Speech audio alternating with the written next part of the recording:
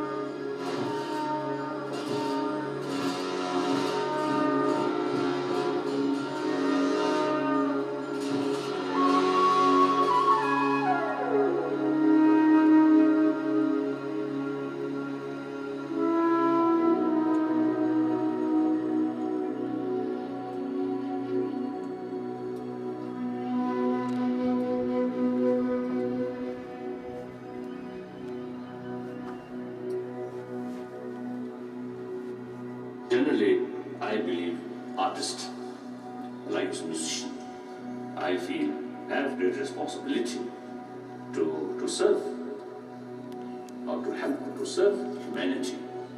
Now today, it's quite obvious now, in spite the threat of nuclear holocaust, East-West division, despite disappearance of these threats, there are many problems. And one problem, like among others, a problem, I think that people usually described the crisis, moral crisis, and in the societies, too much violence. Now, national leaders very much involved to do something about these things. I believe, unless something comes from within ourselves, within people themselves, which is the government or the law or constitution and police forces cannot do much. So, I believe the essentially basic human nature is gentleness and the whole human life. I think one of the most important factor is human loving kindness or human affection.